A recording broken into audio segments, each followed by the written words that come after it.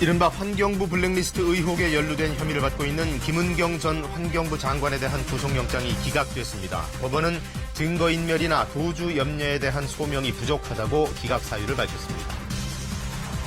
김학의 전 법무부 차관에 대한 검찰 수사가 5년 만에 재개됩니다. 김 전 차관의 뇌물수수 의혹과 2013년 당시 청와대 민정수석실의 외압 의혹도 수사 대상에 포함됐습니다. 서울 강남클럽 아레나의 실소유주인 박모 씨가 탈세 혐의로 경찰에 구속됐습니다. 뇌물 의혹을 받고 있는 버닝썬의 이모 공동대표도 경찰에 다시 소환돼 조사를 받았습니다.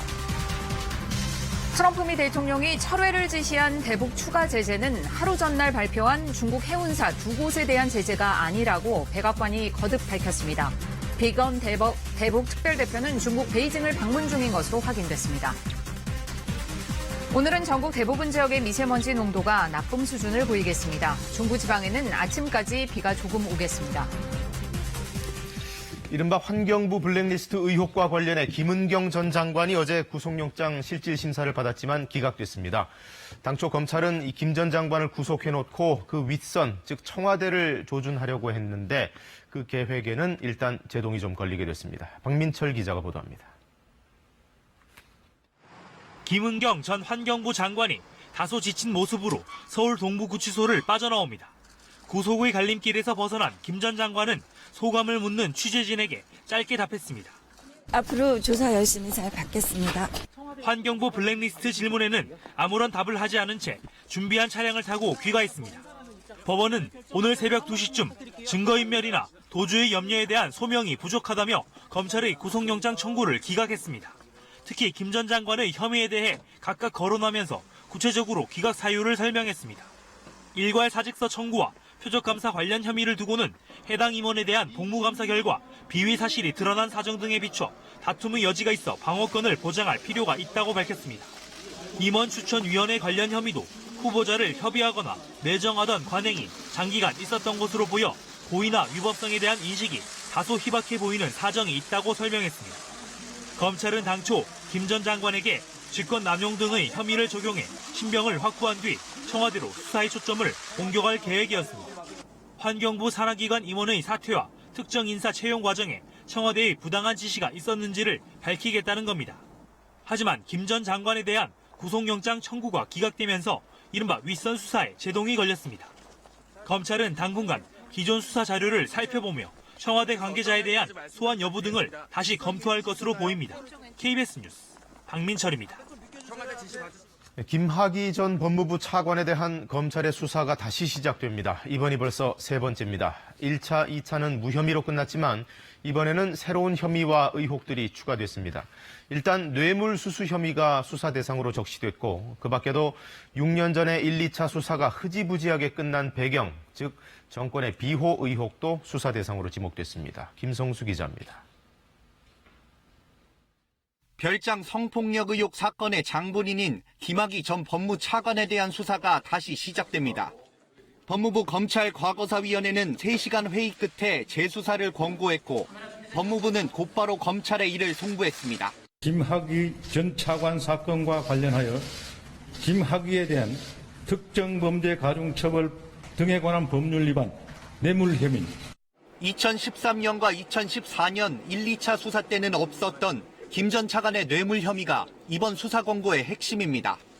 과거사위는 건설업자 윤중천 씨가 2005년부터 2012년 사이 수천만 원 상당의 금품과 향응을 김 전 차관에게 제공했다는 진술을 확보했다고 밝혔습니다. 지난 수사에선 이른바 별장 성폭력만을 뇌물로 보고 김 전 차관의 계좌는 확인하지 않았습니다. 뇌물수수액이 1억 원을 넘으면 공소시효는 15년, 충분히 처벌이 가능해집니다. 과거 수사를 벌였던 동료들을 수사하게 된 검찰은 특별수사팀 구성 등을 검토하는 것으로 전해졌습니다. 자료가 오면 자료를 보고 법적 절차에 따라서 빈틈없이 대비를 하도록 하겠습니다. 세 번째 수사를 받게 될 김학의 전 차관은 변호사를 통해 입장문을 내고 뇌물수수 의혹은 전혀 사실 무근이라고 반박했습니다. 지난 주말 출국 시도에 대해선 쓸데없는 오해를 불러일으킨 점은 있지만 도피하려 한 것은 아니었다고 해명했습니다. 하지만 과거사위는 김 전 차관의 출국 시도에 대해 도대체 국민들을 뭘로 보고 그러셨는지. 이례적으로 강하게 공개 비판했습니다. KBS 뉴스 김성수입니다. 수사 대상이 정권 차원의 비호 의혹으로 확대된다면 먼저 거치게 될 과정이 당시 청와대 인사검증 라인에 대한 조사입니다. 현재 자유한국당 의원인 곽상도 당시 민정수석과 이중희 전 민정비서관, 현재는 변호사죠. 일단 이 두 사람이 조사 대상으로 명시됐습니다. 조태흠 기자의 보도입니다. 법무부 검찰과거사위원회는 당시 청와대 민정수석실이 수사를 방해하거나 사건 실체를 왜곡한 정황이 있다고 적시했습니다. 김학의 전 차관의 별장 동영상을 내사하던 경찰을 질책하거나 수사 책임자들을 부당하게 인사조치했다는 겁니다. 동영상을 감정하던 국과수의 행정관을 보내 감정 결과를 보여달라고 요구하는 등 수사에 개입한 점 등을 그 예로 들었습니다. 당시 청와대 민정수석실 소속 공무원과 경찰 등의 진술도 확보했다고 설명했습니다. 2013년 3월 내사에 착수한 경찰이 동영상 속 인물이 김 전 차관으로 보인다며 청와대에 구두와 서면으로 보고하고 직접 찾아가기까지 했지만 청와대가 이를 무시한 의혹이 있다는 KBS 보도와 같은 맥락입니다. 과거사위가 외압 당사자로 지목한 인물은 곽상도 당시 민정수석과 이중희 민정비서관입니다. 곽상도 한국당 의원은 이에 대해 수사팀 교체와 관련이 없다면서도 당시 인사조치는 당연했다고 KBS에 밝혔습니다. 인사권자가 인사를 한 게 어떻게 그 수사 방해가 되고 그래요? 그 뒤에 그 다른 사람이 수사하면 안 되나요? 꼭 그 사람이 다 해야 되나요? 수사팀을 질책한 건 역시 허위 보고를 했기 때문이라고 설명했습니다. 이중희 변호사는 경찰이 내사 사실을 부인하다가 김 전 차관의 지명 당일에야 이를 보고해 관련한 감찰을 진행했을 뿐이라며 정당한 감찰이 어떻게 직권남용이냐고 반박했습니다. 한편 과거사위는 조홍천 당시 공직기강 비서관이 제외된 것에 대해선 아직 구체적인 진술이 없고 인사검증의 외압 부분은 추가 조사가 필요하다고 밝혔습니다. KBS 뉴스 조태현입니다. 클럽 아레나의 실소유주로 알려진 강모 씨가 탈세 혐의로 구속됐습니다. 경찰은 클럽 버닝썬도 비슷한 수법으로 탈세를 한 것으로 보고 어제는 버닝썬의 공동대표 이모 씨를 다시 불러 조사했습니다. 최유경 기자가 보도합니다. 거액의 탈세 혐의를 받고 있는 클럽 아레나의 실소유주 강모 씨가 경찰에 구속됐습니다. 법원이 범죄 혐의가 소명되고 증거인멸에 염려가 있다며 구속영장을 발부한 겁니다. 강 씨는 현금 거래로 매출을 축소하는 등의 수법으로 2014년부터 2017년까지 162억 원의 세금을 내지 않은 혐의를 받고 있습니다. 실소유주 혐의 부인하시는 겁니까? 같은 혐의를 받고 있는 클럽 아레나의 명의상 사장인 임모 씨도 함께 구속됐습니다. 앞서 경찰은 클럽 버닝썬 이모 공동대표를 어제 다시 소환해 조사했습니다. 이 공동대표는 지난해 버닝썬의 미성년자 출입 사건을 무마하기 위해 전직 경찰 강모 씨에게 돈을 건넨 혐의를 받고 있습니다. 경찰은 당시 자금 흐름을 추적하는 한편 압수수색을 통해 확보한 장부를 토대로 버닝썬 탈세 의혹도 들여다보고 있습니다. 또 가수 최종은 씨의 2016년 음주운전 사건 무마 의혹과 관련해 당시 최 씨가 연예인인 줄 알고 있었다는 경찰관들의 진술을 확보하고 일부러 윗선에 보고하지 않았는지 등을 따져보고 있습니다. 민감용 경찰청장은 어제 열린 기자간담회에서 이른바 승리 카톡방에서 경찰총장으로 거론된 윤모 총경 등 유착 의혹이 있는 경찰 5명 외에도 추가로 현직 경찰이 입건될 수 있다고 밝혔습니다. 하지만 클럽 버닝썬 사건 최초 신고자 김상규 씨를 둘러싼 인권 침해 논란에 대해선 당시 현장에 출동했던 경찰관을 형사처벌하지 않겠다는 뜻을 내비쳤습니다. KBS 뉴스 최혜경입니다. 지난주 추가 대북 제재를 철회하라고 명했다는 트럼프 미 대통령의 트윗이 아직도 논란인데요. 백악관 측이 이 논란에 쐐기를 박는 입장을 내놨습니다.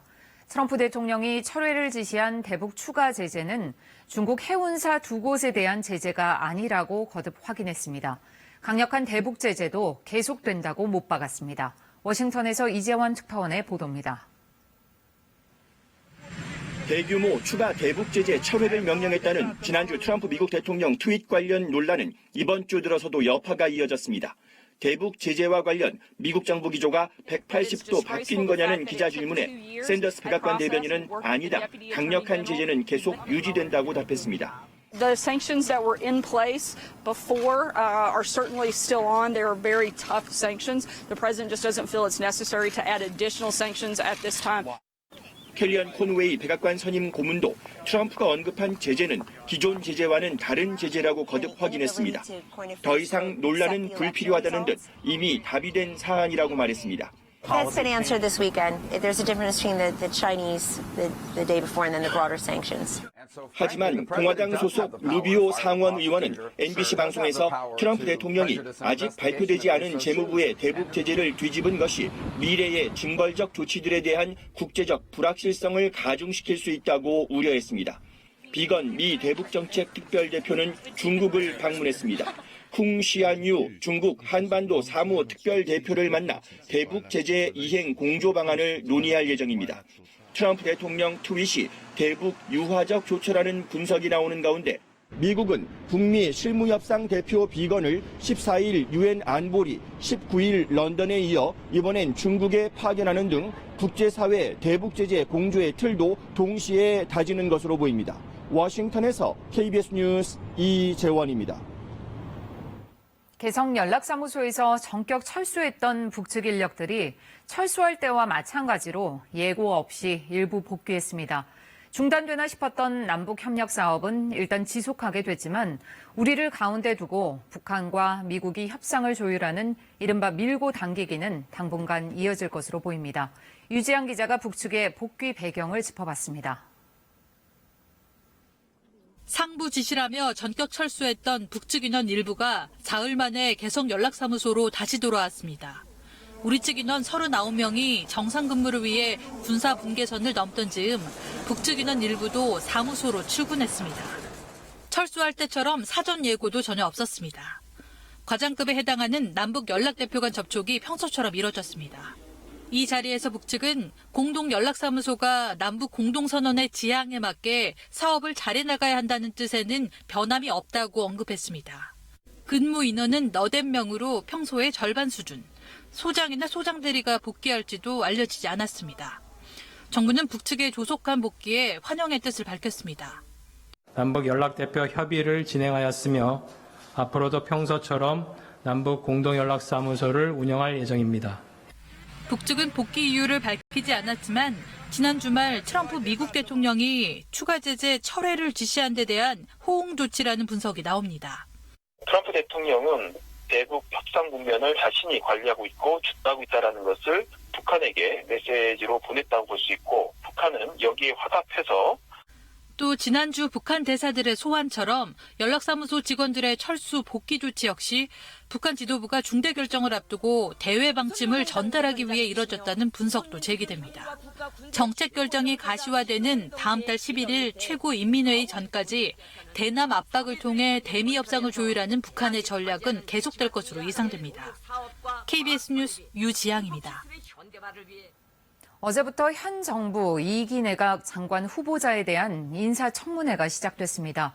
그중 처음으로 최종호 국토교통부 장관 후보자에 대한 인사청문회가 열렸는데요. 다주택 보유자인 최 후보자에겐 투기 의혹에 대한 질의가 쏟아졌고 최 후보자는 국민께 송구하다고 밝혔습니다. 김현주 기자가 보도합니다. 야당이 면도날 검증을 예고한 상황에서 진행된 최정호 국토부 장관 후보자에 대한 인사청문회. 부동산 정책의 수장인데 2주택 1분양권을 보유했던 다주택자라는 점을 들어 투기 의혹이 집중 제기됐습니다. 공통적인 거는 외국 나가기 전에 전부 집을 사셨고 전부 투기 지역이에요. 투기 과열 지역, 투기 지역. 문재인 대통령과 김현미 국토부 장관 주택 정책을 총괄하는 사람들은 벌써 1년 반 전에 매각을 했는데도 본인은 그때도 매각할 생각이 없었고 최 후보자는 국민 정서에 맞지 않았다며 사과했습니다. 국민 눈높이에 맞지 않고 또 부동산 경기가 어려운 상황 등등을 감안할 때 정말 국민 여러분께 다시 한번 송구스럽다는 말씀을 드리겠습니다. 여당은 최 후보자가 주택 두 채를 20년 가까이 보유해 투기는 아니라면서도 분당 아파트를 최근에서야 딸 부부에게 증여한 건 오해의 소지가 있다고 지적했습니다. 아예 1주택자가 될 것을 약속하라는 주문도 나왔습니다. 지금 잠실하고 세종 두 개가 있잖아요. 매각을 해서 1주택자가 정확하게 되겠다 이렇게 정확하게 선언을 하세요. 네.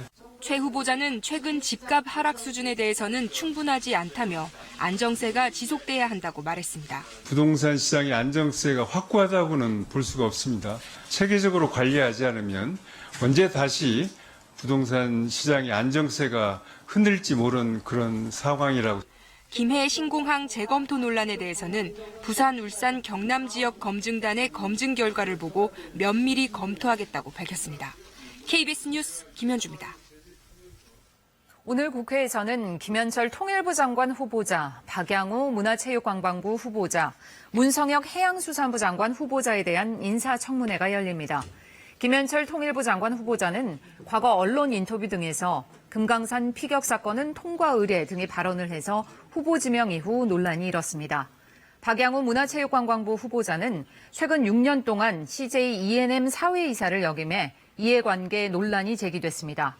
또 문성혁 해양수산부 장관 후보자는 장남의 한국 선급 특혜 채용 의혹과 4차례 위장 전입 의혹 등을 놓고 공방이 예상됩니다.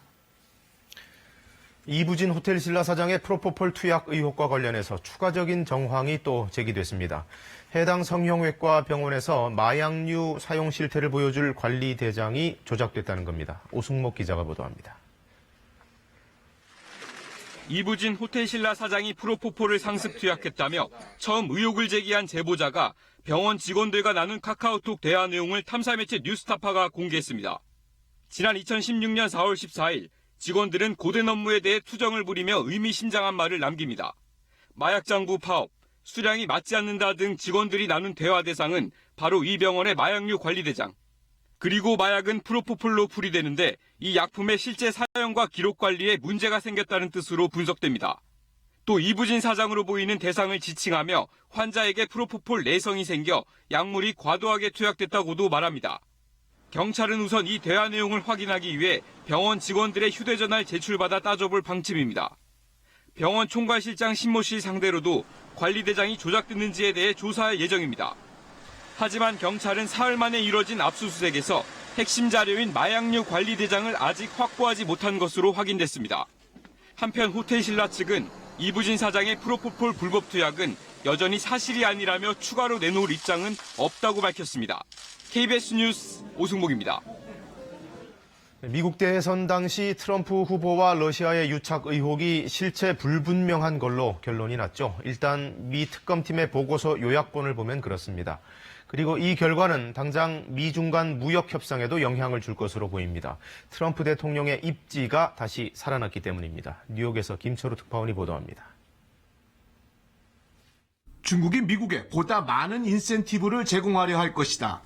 이른바 러시아 스캔들이란 족쇄에서 벗어난 트럼프 대통령에 대해 중국이 무역 협상 타결을 위해 보다 적극적인 태도를 보일 것으로 미국 언론들이 관측했습니다.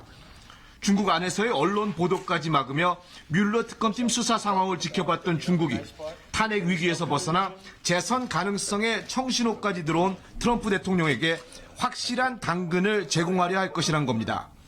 통상 관행 개혁 요구와 디지털 분야 개방 확대 등에도 중국이 협상의 문을 열 것이란 예상이 나옵니다. I would expect that there is some resolution around trade tariffs and some sort of conclusion about IP theft and technology, and that's the positive momentum that the market will need to go forward. 중국과의 무역 협상 장기화와 미국 내 경기 후퇴 등 악재에 몰렸던 트럼프 대통령은 협상력이 높아졌습니다. 전문가들은 뮬러 특검 보고서 요약본 공개가 무역 협상을 뒤흔들 사안은 아니지만 중국과 협상을 마무리하는데 추진력을 높이는 역할을 할 것으로 예측했습니다.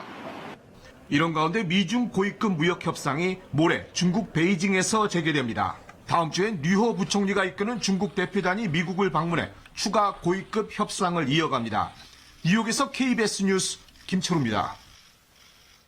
미국에서 학교 총기 난사 사건을 겪은 생존자와 희생자 가족이 잇따라 극단적인 선택을 하는 일이 벌어졌습니다.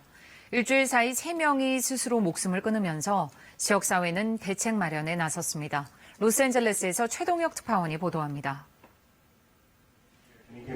현지 시각 25일 미국 코네티컷주 뉴타운의 한 빌딩 사무실에서 49살 제르미 리치먼이 숨진 채 발견됐습니다.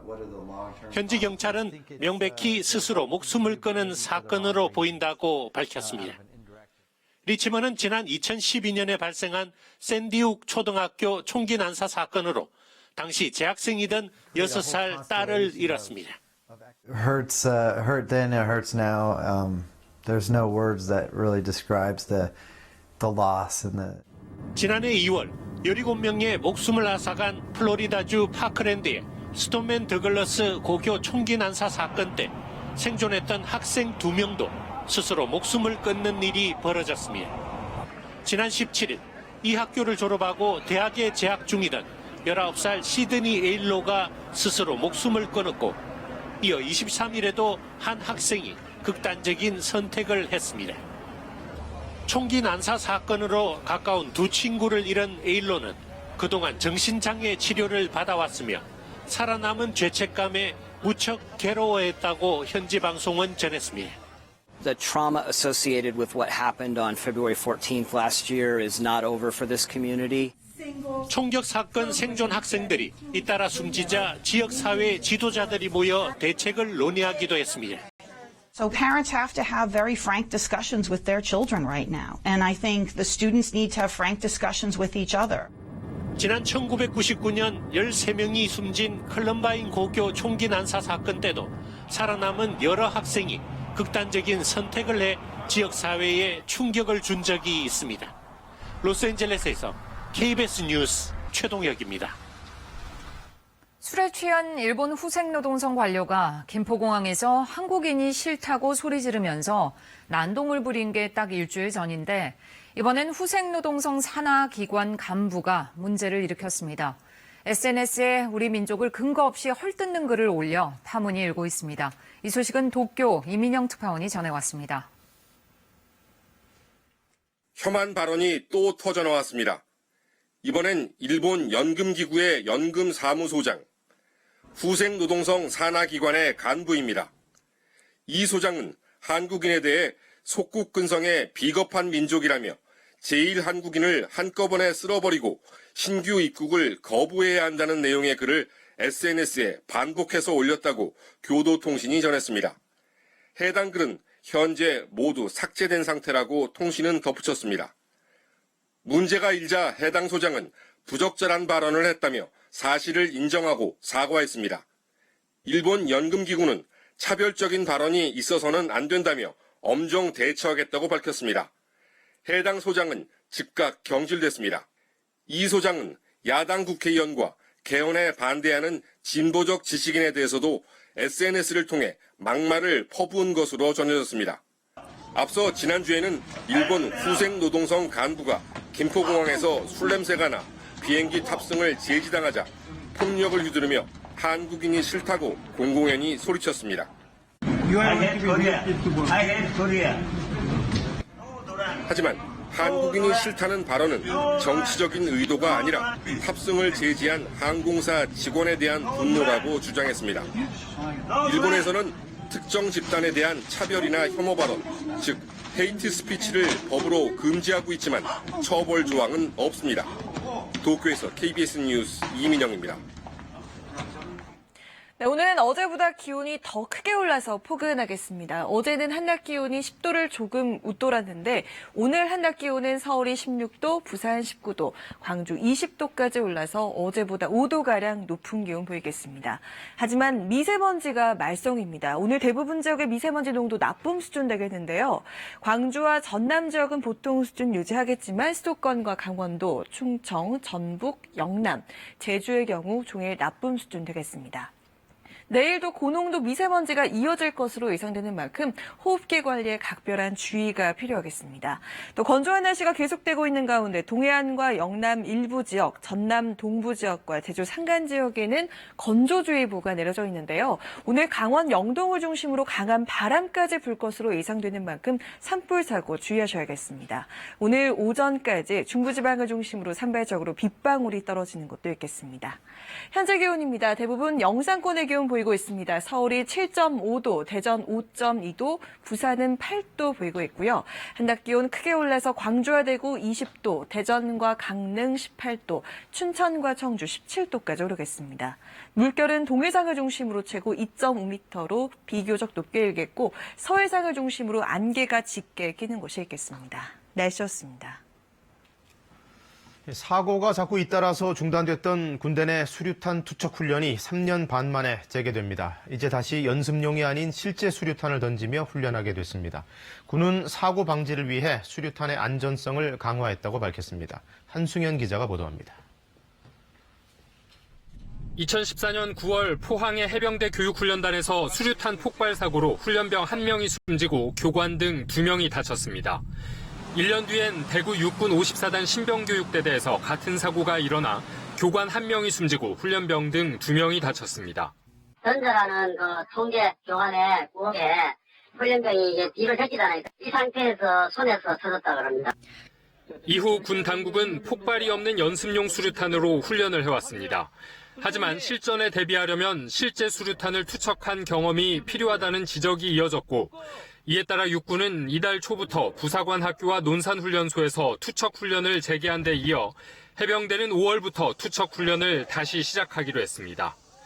대신 수류탄 격발이 이루어질 경우 눈으로 확인이 가능하도록 안전 식별 장치가 새로 부착됐습니다.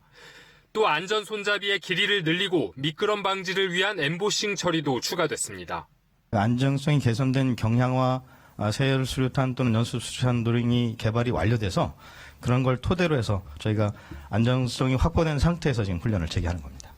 안전 손잡이에는 고유 번호가 부여돼 제조 공정상 오류에 대한 책임 소재도 명확히 따질 수 있게 됐습니다. 그러나 지난 2차례 폭발 사고의 명확한 원인은 3년 6개월이 넘도록 여전히 규명이 되지 않고 있습니다. KBS 뉴스 한승현입니다. 서울대생이 쓰던 물건에는 뭐 특별한 게 있을까요? 서울대학교 내 한 동아리가 재학생들이 쓰던 펜이나 손편지 등을 팔려고 했다가 논란에 부딪혀서 접었습니다. 학벌을 상품화한다는 논란입니다. 보도에 이유민 기자입니다. 이틀 전 한 인터넷 중고거래 사이트와 학부모 커뮤니티 등에 올라온 글입니다. 수험생을 위한 응원 상품으로 서울대생이 쓴 손편지와 쓰던 펜을 묶어 7,000원에 판다는 내용입니다. 입시 합격선이 높은 학생이 쓴 것부터 선착순으로 팔겠다고 광고합니다. 서울대 재학생들이 만든 한 창업 동아리에서 올린 광고로 게시 직후 서울대 학생들의 비판이 쏟아졌습니다. 다들 되게 부끄러워하는 것 같았어요. 들어오는데 성능이 높은 과는 비싸게 팔고 그래서 사람들이 오히려 더 학교를 먹칠을 한다 이렇게 생각을 하죠. 게시 하루 만에 해당 광고는 삭제됐고 사과문이 올라왔습니다. 논란이 불거지자 동아리 측은 사과문을 통해 해당 사업을 취소하겠다고 밝혔습니다. 서울대 인터넷 게시판에 올린 사과문에서 아이템 기획 과정에서 문제를 자각하지 못했다며 학벌주의를 부추기는 상품을 기획한 점 등을 반성한다고 밝혔습니다. 해당 광고는 수요조사 차원에서 올린 것이어서 실제로 판매한 것은 없는 것으로 알려졌습니다. 창업 동아리 학생들이 혁신 기술과 아이디어를 짜내려다 학벌까지 상품화에 동원하는 해프닝이 빚어졌습니다. KBS 뉴스 이유민입니다. 중동 지역 분위기가 심상치 않습니다. 팔레스타인 자치령 가자 지구에서 발사된 로켓에 이스라엘 민간인 7명이 다치자 이스라엘군이 곧바로 보복 공습에 들어갔습니다. 여기에 트럼프 미 대통령은 중동 국가들의 반대에도 불구하고 골란 고원에 대한 이스라엘의 주권을 공식 인정했습니다. 이스라엘 팔레스타인의 갈등에 중동 국가들을 자극하는 트럼프 대통령의 행보까지 더해져서 중동 지역은 여러모로 전운이 감돌고 있습니다. 김영덕 특파원이 전합니다. 현지 시각 어제 새벽 이스라엘의 한 가정집에 로켓이 떨어졌습니다. 이 로켓 공격으로 갓난아이 등 집안에 있던 이스라엘 민간인 7명이 다쳤습니다. 이스라엘군은 팔레스타인 가자지구 남부의 무장정파 하마스 초소에서 로켓이 발사됐다고 밝혔습니다. 미국을 방문 중인 네타냐후 이스라엘 총리는 잔인한 공격에 강력히 대응하겠다고 밝혔습니다. 이스라엘군은 곧바로 로켓 공격에 대한 대응으로 가자지구 전역에서 하마스 군사시설을 공습했습니다. 보복 공습으로 인한 피해는 아직 알려지지 않았습니다. 이날 트럼프 미국 대통령은 유엔이 불법 점령으로 규정한 시리아 골란 고원에 대해 이스라엘의 주권을 인정하는 포고문에 서명했습니다.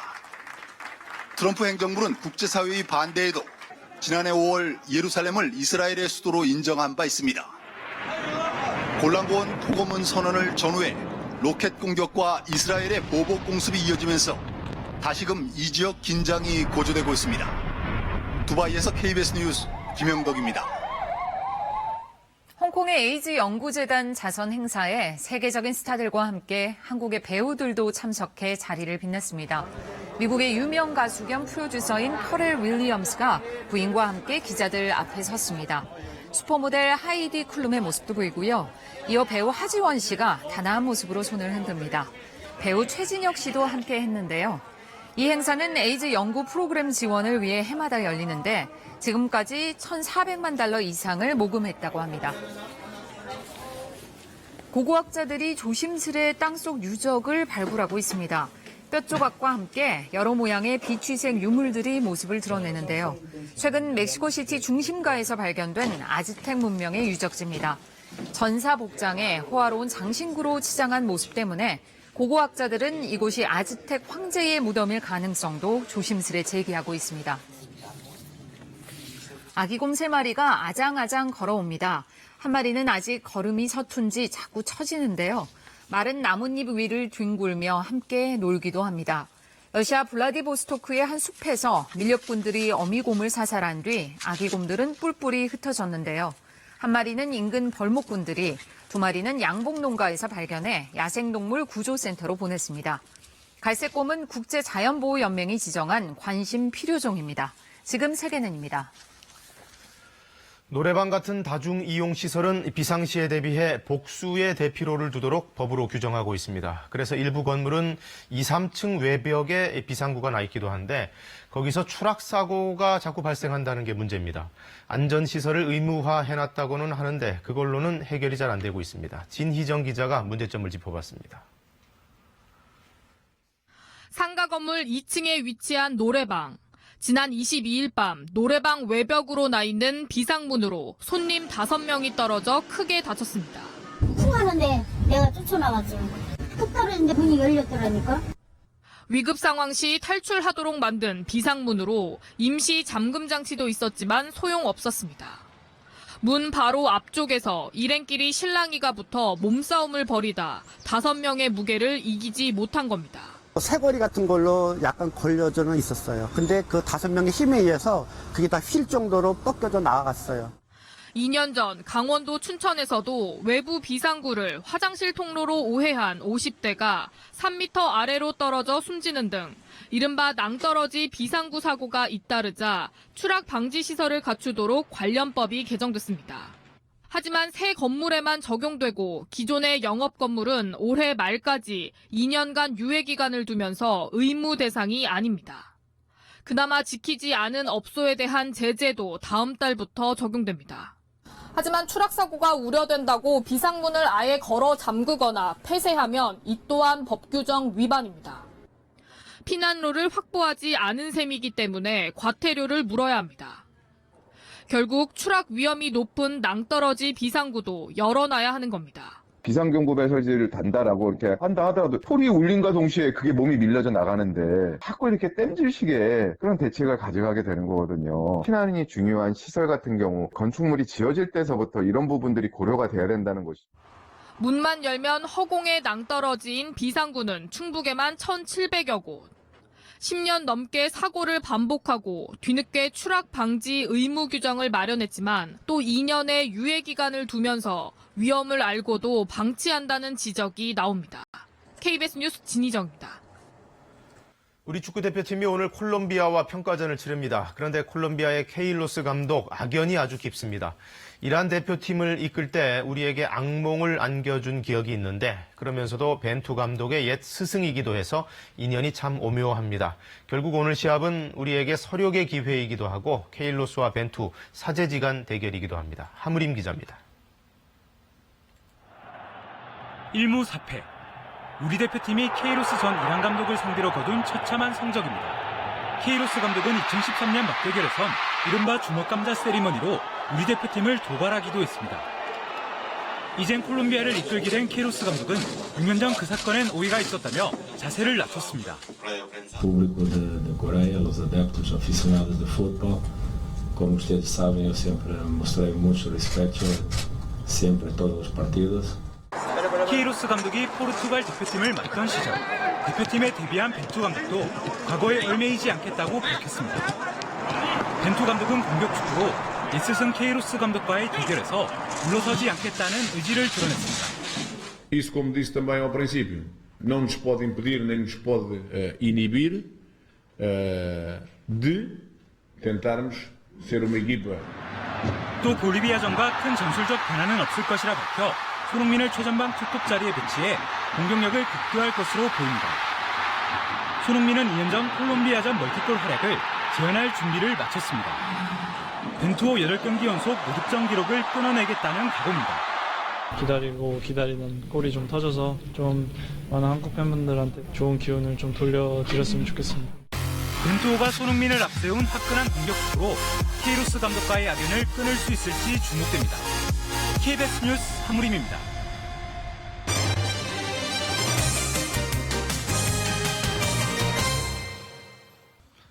기초생활수급 노인들이 줬다 뺏는 연금 제도에 항의하면서 거리로 나왔습니다. 4월부터 기초연금이 30만 원으로 인상되지만 기초생활수급 노인에겐 아무런 소용이 없다는 겁니다.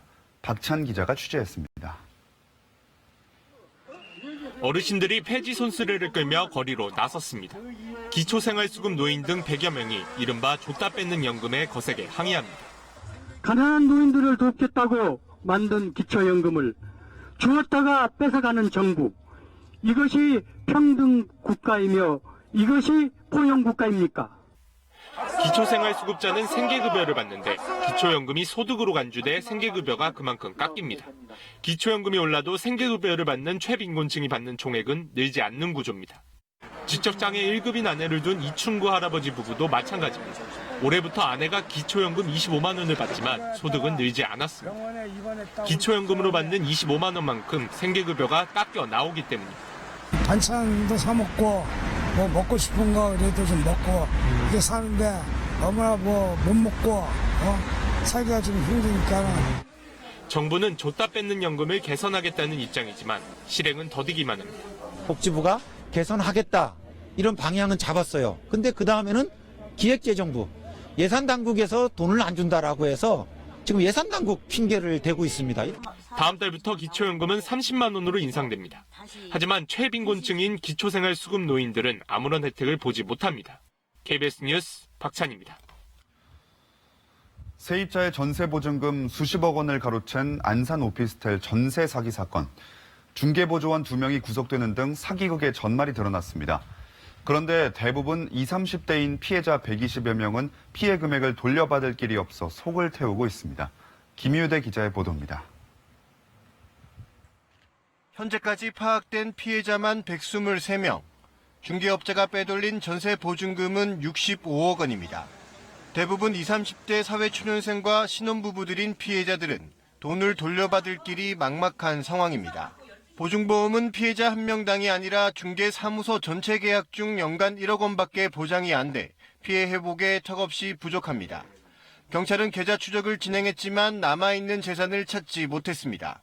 가족들 계좌까지 확인했는데 현재까지는 범죄 수익금이나 감춰준 재산을 찾지 못했습니다. 중개업자들은 이른바 돌려막기를 하다가 피해자들의 보증금을 모두 썼다고 진술했습니다. 하지만 피해자들은 재산을 미리 빼돌린 것으로 의심하며 민사소송 등을 준비 중입니다. 재산을 아는 사람이 됐든 어떠한 방법으로 돌려놨는지는 모르겠어요. 근데 저희가 생각할 때는 이건 분명히 계획성 있게 모든 재산을 돌려놓은 거다. 경찰 조사 결과 중개보조원 A씨 등은 집주인에게 월세 계약을 얘기해놓고 세입자에겐 전세라고 속였습니다. 경찰은 사기 등의 혐의로 A씨 등 2명을 구속하고 A씨의 남편이자 공인중개사인 B씨 등 2명을 불구속 송치했습니다. 경찰은 비슷한 피해 사례가 더 있을 것으로 보고 다음 달 말까지 집중 신고 기간을 운영하기로 했습니다. KBS 뉴스 김유대입니다. 세족에는 서해안의 대표적인 별미 중 하나입니다. 해마다 이맘때면 세족의 축제까지 열리는데 해가 갈수록 어획량이 줄면서 이제는 존폐 위기에 몰렸습니다. 송민석 기자입니다. 세조개로 유명한 홍성 남당항입니다. 점심시간인데도 손님이 있는 식당을 찾기 힘듭니다. 세조개가 제철을 맞았지만 값이 폭등해 손님들 발길이 뚝 끊겼습니다. 세조개 양이 없어 그래요. 그래갖고 손님이 너무 작년에 2번, 3번 오시다가 한 번도 안 오셔. 그 정도로 어려워요. 올해 세조개 가격은 1kg에 10만 원 선으로 지난해보다 2배 가까이 올랐습니다. 세조개 작황이 갈수록 줄어들기 때문입니다. 실제 충남 천수만의 세조개 어획량은 2003년 정점을 찍은 뒤 해마다 줄어 300톤대 초반까지 떨어졌는데 올해는 작황이 더 안 좋아 축제까지 미뤘을 정도입니다. 하지만 감소 원인은 정확히 파악되지 않고 있습니다. 수온이 올라가면서 세조개가 조금 살기 어려운 것 같다 이런 얘기도 하시고요. 워낙에 이제 자원이 지금 많이 줄어들어 있는 상황에서 많이 잡으니까 악순환이 반복되는 거라고 지금 보고 있는 거예요. 그래서 원인을 전문 기관으로 하여금 과학적, 체계적으로 정확히 분석하고 세조개의 명성을 이어갈 수 있는 대안을 시급히 마련해야 한다고. 세조개 어획량 감소로 축제까지 존폐 위기를 맞고 있는 가운데 종폐 사업 확대 등 자원 고갈을 막을 대책 마련이 요구됩니다. KBS 뉴스 송민석입니다. 이 시각 현재 출근길 교통 상황 알아보겠습니다. 서울경찰청입니다. 안녕하십니까. 화요일 아침 교통정보입니다. 최근에 발생한 교통 사망사고 중 68%가 보행자 사고인 것으로 나타났습니다. 운전 시 보행자에 각별히 유의하여 안전운전 하시기 바랍니다. 올림픽대로 하남 방면 행주대교부터 가양대교 사이 정체고 다시 여의도 부근에서 속도 떨어집니다.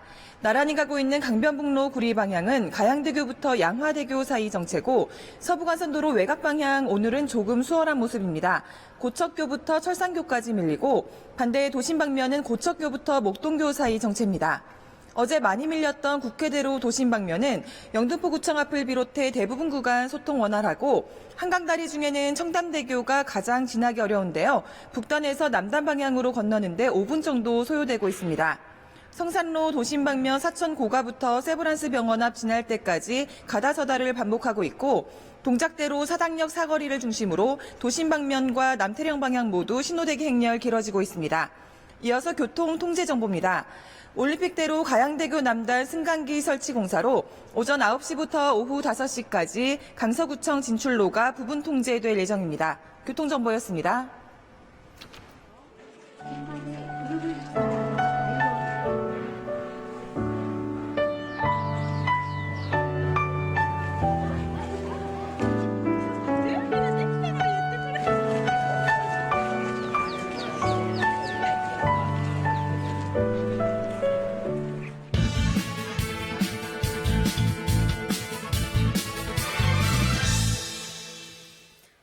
청와대 윗선 개입 정황까지 드러나는 김학의 전 법무부 차관 사건 전모의 끝은 어디일까요? 새로운 의혹과 증언이 제기되고 김학의 전 차관이 긴급 출국 금지 조치되면서 사실상의 검찰 재수사가 급물살을 타고 있습니다. 법무부 과거사위원회가 김학의 전 법무부 차관에 대한 재수사를 권고했습니다. 곽상도 당시 민정수석과 이중희 민정비서관도 수사 대상입니다. 법무부는 과거사위원회의 권고를 수용했습니다. 수사 과정에서 외압 의혹이 제기되고 진상조사단이 건설업자 윤준천 씨와 김 전 차관 사이의 뇌물수수 의혹에 대한 유의미한 진술을 확보하면서 핵심 수사 대상이 됐습니다. 재수사가 과시화된 배경엔 강제 수사권이 없는 조사단 대신 검찰의 정식 수사가 필요하다고 판단했기 때문입니다. 특히 진상조사단의 소환 조사를 거부한 김학의 전 차관이 의혹이 쏟아지는 미묘한 시점에 해외에 나가려다 긴급 출국 금지 조치되면서 신속한 재수사는 더 필요한 상황이 됐습니다. 또 경찰이 이 사건을 처음 수사하기 시작한 시점에 청와대가 수사를 막기 위해 직접적인 압력을 행사했다는 당시 경찰 수사 책임자의 새로운 증언도 터져나왔습니다. 윗선 외압이 아니라면 설명될 수 없는 압력이 있었고 수사팀 지휘부가 좌천 인사됐다는 의혹이 그것입니다. 이에 대해 당시 청와대 관계자들은 부인하며 진실 게임을 벌이고 있습니다. 재수사가 이루어지면 이른바 별장 성접대 의혹의 진상은 물론 두 차례 무혐의 처분한 수사 과정에서 누가 어떻게 왜 이 사건을 덮고 무마하려 했는지 규명해야 하는 과제를 안게 됐습니다. 세 번째 수사인 재수사는 검찰의 위상과 명예가 달린 것이기도 해 앞으로 수사 형식과 혐의 적용을 두고 검찰의 고민이 큽니다. 공정성을 의심받는 상황이 되면서 재수사를 검찰에 맡겨 제대로 되겠냐는 우려가 많습니다. 이번에도 의혹이 풀리지 않으면 초기 부실 수사로 재수사를 자초했듯이 검찰이 특검 도입을 자초하는 결과가 될 것입니다. 뉴스 해설이었습니다. 이른바 환경부 블랙리스트 의혹에 연루된 혐의를 받고 있는 김은경 전 환경부 장관에 대한 구속영장이 기각됐습니다. 법원은 증거인멸이나 도주 염려에 대한 소명이 부족하다고 기각 사유를 밝혔습니다. 김학의 전 법무부 차관에 대한 검찰 수사가 5년 만에 재개됩니다. 김 전 차관의 뇌물수수 의혹과 2013년 당시 청와대 민정수석실의 외압 의혹도 수사 대상에 포함됐습니다. 클럽 아레나의 실소유주인 강모 씨가 탈세 혐의로 경찰에 구속됐습니다.